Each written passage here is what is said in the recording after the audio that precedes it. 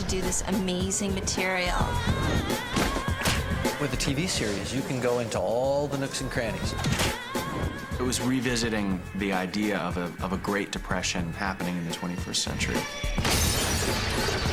We always feel like we're in need of heroes, but I think that this ups the stakes. I get to kick people's butts all day.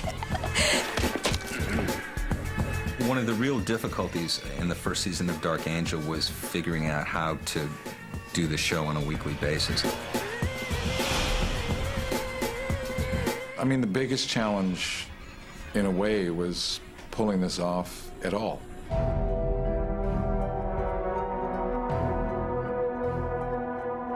What is Dark Angel? Well, I guess most importantly, it's comes out of the hearts and minds of Jim Cameron and Chick Agley. It's not that I wanted to do TV as an abstract thought. It's that if Chick wanted to form a company with me and do it, if that was an opportunity, then I would do it.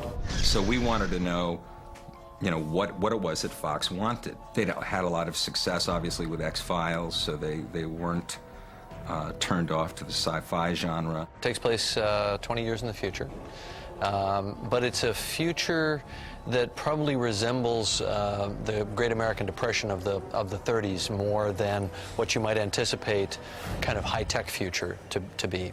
We're saying that there's an event that causes a complete economic collapse and America's sort of back into a depression.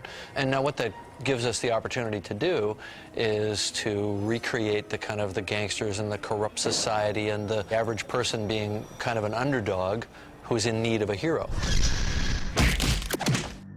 So we've created a hero to fill this vacuum, this need, and she's the Dark Angel. She's the avenging angel of the story.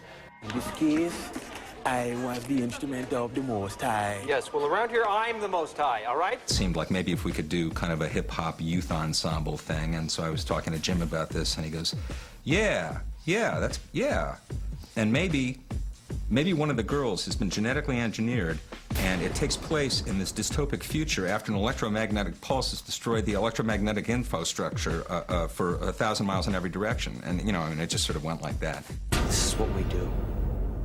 We're soldiers. We started talking about, surrogate soldiers. What if an elite squadron of soldiers that had no familial alliances? They were anonymous, they didn't, have names or places or allegiances. Max is short for Maximum. She's the maximum girl. She's kind of a revved up version of us. She's not a cyborg, she's not a machine. She's kind of the nth degree of human potential. Are you dehydrated or something? Because you're not making a whole hell of a lot of sense.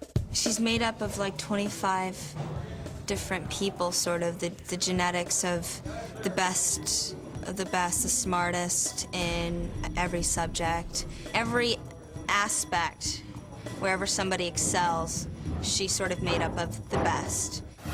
My DNA, I'm pretty much a blood relative to everybody who's been anybody ever.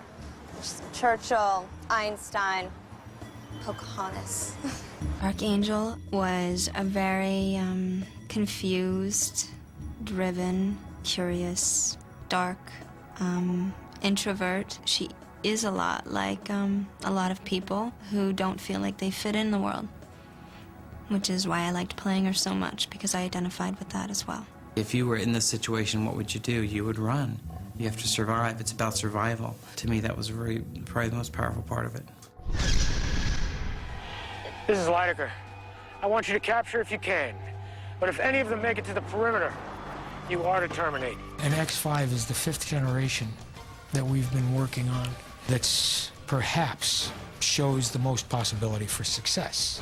We postulated that the X5, that Max's generation was the 5th generation and the first truly successful generation of Manticore progeny. The government's main goal, I believe, here in the Defense Department's main goal was to create the ultimate soldier. And what happened with some of these characters was not the ultimate soldier, but sometimes the ultimate person. You murdered an innocent man. The night we all escaped, you put your lives in my hands. I've been looking out for you ever since. Manticore was, I guess, a government project where they were taking, like, sort of cat DNA and mixing it with human DNA and creating the so-called perfect, genetically created soldier.